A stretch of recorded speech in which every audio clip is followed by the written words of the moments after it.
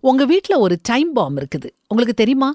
உங்க வீட்ல மட்டும் இல்ல, ஒவ்வொரு வீட்லயும் இந்த டைம் பாம் டிக் டிக்ன்னு ஓடிக்கிட்டு இருக்குது. இப்போ அது உங்க கண்களுக்கு தெரியாம இருக்கலாம். ஆனா கூடிய சீக்கிரத்துல அது வெடித்து சிதறத நீங்க பாப்பீங்க. உங்க ஊர சுற்றி பாருங்க. இன்றைய இளைய தலைமுறையினர் கைகள்ல புத்தகங்கள் இருக்குதா? இல்ல. அவங்க கைகள்ல மொபைல் ஃபோன் தான் இருக்குது.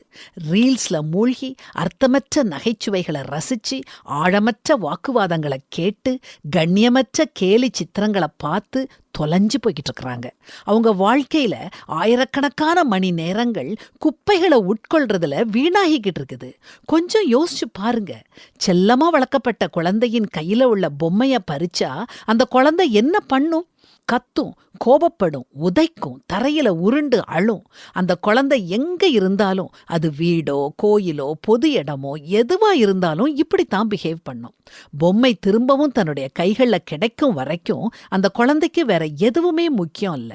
இதுதான் இன்றைய இளந்தலைமுறையினர். இவங்களை இப்படி ஆக்கியது யார்? நாம தான். பெற்றோர்கள் செல்லமா வளர்க்குறாங்க.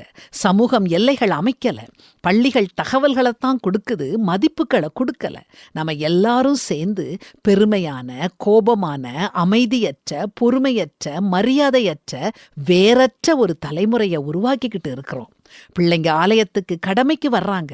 வேத புத்தகம் பரன்ல தூசி அடைஞ்சு கிடக்குது. நீங்க செயல்படாம எத்தனை நாள் காத்திருக்க போறீங்க? வேத வசனம் கால்களுக்கு தீபம், பாதைக்கு வெளிச்சம்னு எப்போ சொல்லி கொடுக்க போறீங்க? டைம் பாம் டிக் டிக்னு ஓடிக்கிட்டு இருக்குது. துப்பாக்கி இல்ல, டேங்க்ஸ் இல்ல, போன்கள் மூலம் போர் வரப்போகுது.